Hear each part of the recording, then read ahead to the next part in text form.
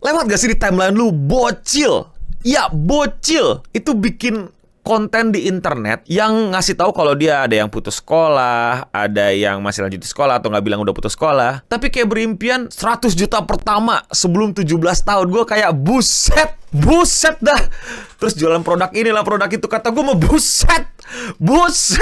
Dunia, kenapa dunia ini ada bocil berlomba-lomba dapat 100 juta? Jadi apa yang sebenarnya terjadi dan bagaimana pendapat gue mengenai hal itu? Ya tentu nggak beres lah.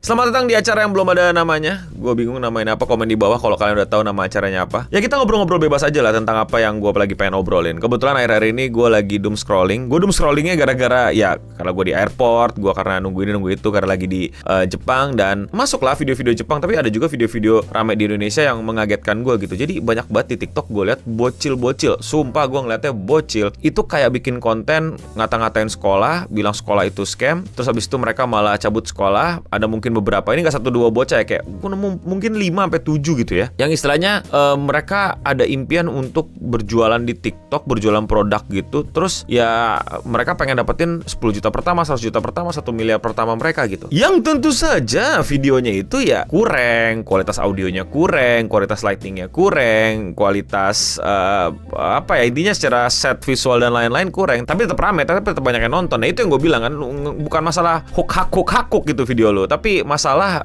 lu ketemu penonton lu penonton lu suka nggak sama yang kayak gitu. Dan somehow hal-hal unik kayak gitu rame aja gitu di penonton Indonesia. Dan isi komen-komennya tentu aja pada ngatain, pada ngeheboin, pada ngeledekin, dan juga ngenasehatin. Dan ya ini yang udah gue bilang kan, the scroll era, kita bukan lagi the search era. Bocil-bocil itu juga mungkin udah sadar gitu kalau mereka nggak perlu punya banyak followers. Selama mereka bisa bikin konten yang pas buat penontonnya, ya mereka akan ditemukan gitu kontennya, which is good buat berbagai macam orang. Tapi ya buat gue nggak cocok buat mereka. Gue masih yakin banget mereka umurnya belasan tahun, bahkan belum 16-15 tahun, mungkin baru 12 tahun 13 tahun, karena ada yang targetnya kayak 1 miliar sebelum 17 tahun lah atau apalah. Dan mereka ini dengan pede ngomong di kamera, dengan terbata-bata, sepede-pedenya mereka ya pede anak umur belasan tahun gitu ya. Mereka bilang sekolah itu scam, mereka bilang mereka pengen jualan, mereka bilang mereka ada program ini, produk ini segala macam, dibeli, mereka tahu caranya. Oke, gue akui keberaniannya itu keren banget. Oke, gue akui mereka itu punya semangat yang oke. Tapi jujur, kalau ini mereka ngelakuinnya sendiri tanpa pengawasan orang tua, tanpa didikan orang tua dan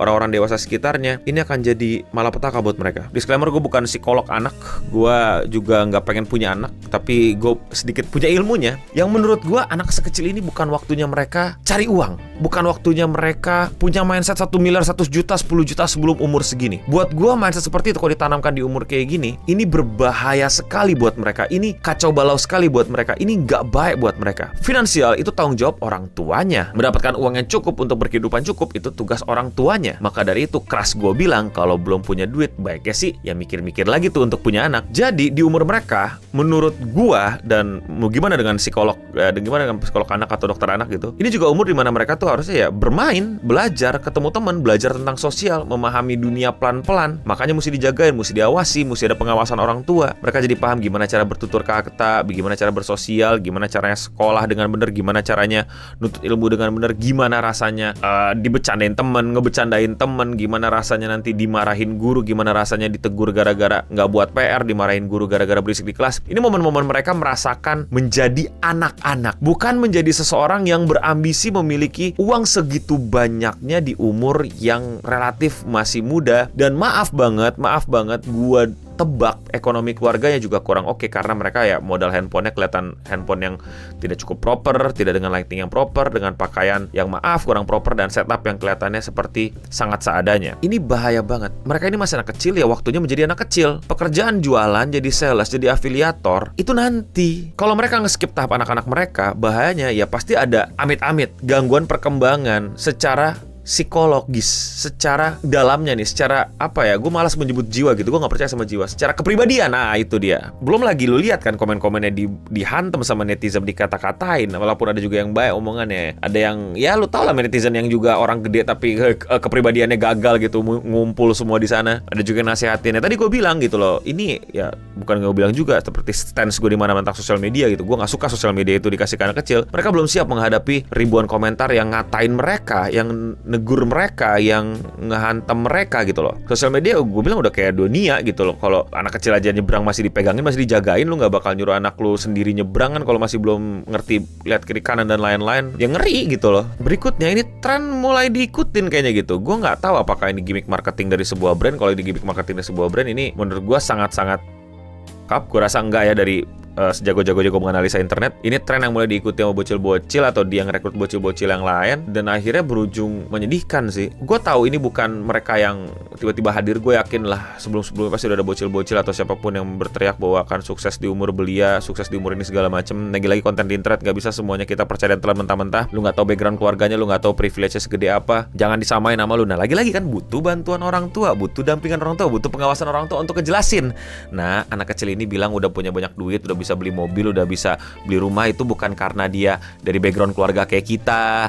Mereka itu anak turunan bla bla bla bla bla bla bla, kekayaannya tuh muncrat-muncrat, terwariskan gitu loh. Jadi kutukan udah pasti dapat mau nggak mau. Kamu ya orang tua masih struggle, masih berjuang, nggak bisa disamain pace kamu, kecepatan kamu sama dia. Nggak tahu lah, mungkin psikolog anak lebih ngerti gitu cara ngomong ke anak. Apalagi gue mah kagak ngerti cara ngomong gue, kelupaan nih penonton gue. Nah ada nggak orang tua yang nasehatin gitu? Ada nggak orang tua yang ngawasin gitu? Ada nggak orang tuanya menjagain itu, ngasih tahu itu? Mungkin ada orang tua ya, tapi nggak tahu caranya dan nggak tahu ngasih tahu dan nggak tahu bahaya sosial media. Maka dari itu, seberapa parah sih sosial media dan internet? Parah banget. Apalagi kalau kalian langsung nyemplung aja tanpa tahu itu apa. Jadi sosial media itu apa dan apa bahayanya buat kita? Gue udah bahas di buku gue, Bagaimana Sosial Media Menghancurkanmu. Buku ini bisa dibeli di online, kalian cari aja, ketik aja di e-commerce and opening. Karena gue nggak self-publish, tapi ini pakai penerbit, jadi disebarin ke berbagai macam toko buku. Di Gramet juga ada, kalian cek aja. Dan itu semua berawal dari skripsi gue tentang bagaimana internet itu mempengaruhi society. Anjay, society. Silakan dibeli, silakan dibaca. Thank you yang udah support gue.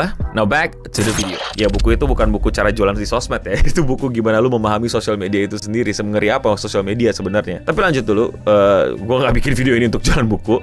Itu emang gue siapkan aja. Kebetulan kepikiran sekarang buat masuk. Tapi ya berikutnya adalah, ya gue nggak menutup mata bahwa satu faktor orang tua yang tidak siap memiliki anak sehingga tidak mampu mengawasinya dengan baik. Kedua juga faktor bahwa ada banyak evaluasi yang harus dilakukan sama pendidikan di Indonesia. Kan tidak mungkin dia berpikir seperti itu kalau dia nggak ngeliat hasilnya gitu. Oh orang tua gue sampai S1 nganggur tuh, berarti sekolah scam dong. Terus dia lihat influencer ngomong-ngomong sekolah itu buruk, sekolah itu nggak penting, lu nggak usah sekolah, lu nggak usah kuliah. Jadi ada kayak semacam validasi apa-apa yang dia pikirkan sama lihat di sekitarnya, ya bisa jadi faktor kan yang membuat dia jadi kayak nggak usah sekolah, toh sekolah buang-buang duit doang, kena bully doang, bikin gue bete doang, bikin gue pusing doang, bikin gue bisa main doang. Mending dari sekarang aja langsung cari duit. Banyak faktor yang ujungnya bisa kita pelajari dan harusnya bukan gue yang pelajari, melainkan sebuah atau sekelompok orang yang memang digaji dan diberikan tanggung jawab dan dipilih untuk melakukan hal tersebut. Kalau fenomena ini dipelihara, kalau fenomena ini dibiarkan, kalau fenomena ini dijaga dan diglorifikasi, ya bahaya. Bahaya, kita akan kehilangan generasi yang harusnya belajar dan mereka semua jadi generasi yang apa-apa affiliate, apa-apa jualan. Dan yang gue baca beberapa komentar dan beberapa video respon gitu, gue setuju juga ya bahwa jejak digital sih. Nah, lagi-lagi kan ini anak kepribadiannya belum kebentuk, kedewasaannya belum lahir gitu. Gimana kalau dia sadar di tengah jalan gitu, kalau yang dia lakuin cringe, keliru, tapi orang-orang udah keburu nyebar videonya, komentarin videonya, mukanya udah keinget sama orang, mentalnya siap nggak? Orang tuanya siap nggak dampingin?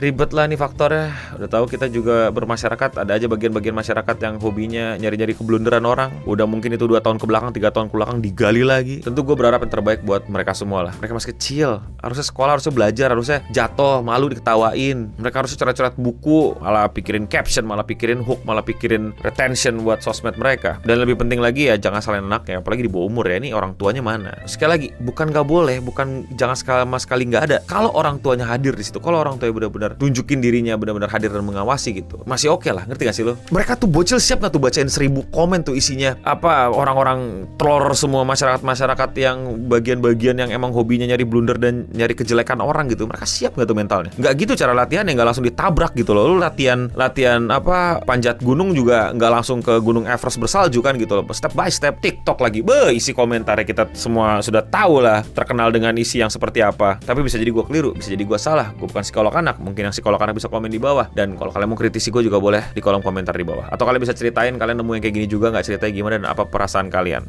komen di bawah. Dan ya sekian yang acaranya belum temu namanya. Subscribe dan like kalau kalian suka. Dan ya sampai ketemu lagi di pembahasan-pembahasan berikutnya yang bikin kepala gue jadi makin lebih tenang lah ngomongin ke kalian. Karena buat gue kesian cuy, di kata-katain juga di screenshot mukanya dijadiin komen. Kesian cuy, belum siap mereka. Mana orang tuanya nih? Mana orang tua yang komen juga tuh? Udah gede yang komen bang. Hihihi. Lihat kiri kanan kita, orang dewasa yang ngapain, orang anak kecil yang ngapain. kita. Ya udah, apakah every man from himself? Dan ya untuk kita semua, stay clean and sound.